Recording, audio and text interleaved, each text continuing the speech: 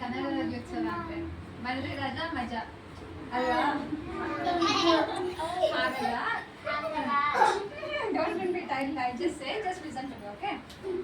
ನಮ್ಮ ದೇಶಕ್ಕೆ ಅವಾಗ ಇಂಡಿಪೆಂಡೆನ್ಸ್ ನಾವು ಆಚರಿಸ್ತೀವಲ್ವಾ? 1947 we got independence from British freedom rule ಅಲ್ಲ.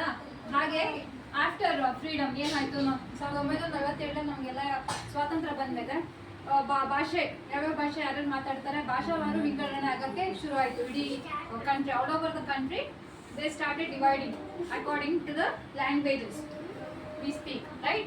ಹಾಗೇನೆ ಕನ್ನಡ ಯಾರು ಮಾತಾಡ್ತಾರೆ ಅವ್ರನ್ನೆಲ್ಲ ಒಂದ್ ಕಡೆ ಒಗ್ಗೂಡಿಸ್ಬಿಟ್ಟು ಅದನ್ನ ಮೈಸೂರು ಸಂಸ್ಥಾನ ಅಂತ ಇತ್ತು ಮುಂಚೆ.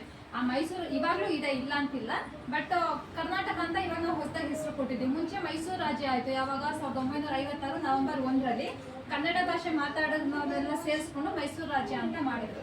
ಆಮೇಲೆ 1973 ನವೆಂಬರ್ 1ರಲ್ಲಿ ಅದನ್ನ ಕರ್ನಾಟಕ ಅಂತ ಮರುನಾಮಕರಣ ಮಾಡೋದು. ಯಾರ್ಯಾರು ಕನ್ನಡ ಮಾತಾಡ್ತಾರೆ ಆ ಕನ್ನಡ ಮಾತಾಡೋರ್ನೆಲ್ಲ ಒಗ್ಗೂಡಿಸಿ ಮಾಡಿದಂತಹ ರಾಜ್ಯನೇ ಕರ್ನಾಟಕ. ಓಕೆನಾ? ಸರಿನಾ? ಕನ್ನಡ ರಾಜ್ಯೋತ್ಸವ ಹೀಗೆ ಕನ್ನಡ ಮಾತಾಡೋರ್ನೆಲ್ಲ ಒಗ್ಗೂಡಿಸಿ ಮಾಡಿದ್ದು ಮೊದಲನೇ ವ್ಯಕ್ತಿ ಅಂದ್ರೆ ಆಲೂರು ವೆಂಕಟಯ್ಯ ಅಂತ, ಆಲೂರು ವೆಂಕಟರಾವ್ ಅಂತ. ಓಕೆನಾ? ಸೊ ನಾವೆಲ್ಲ ಕನ್ನಡಕ್ಕೆ ಕನ್ನಡ ಅಂಬೆ ನಮ್ಗೆ ಕನ್ನಡ ರೆಡ್ ಮತ್ತೆ ಎಲ್ಲೋ, ರೆಡ್ ಕೆಂಪು ಮತ್ತೆ ಹಳದಿ ಬಣ್ಣದ ಸೀರೆನ ಧರಿಸಿರ್ತಾರಲ್ವಾ, ಅಷ್ಟೇ.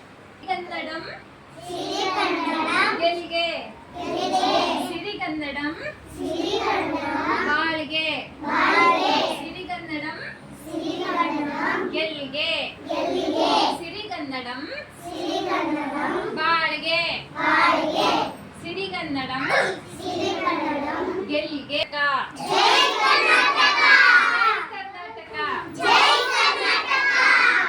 ಇವತ್ತಿಂದ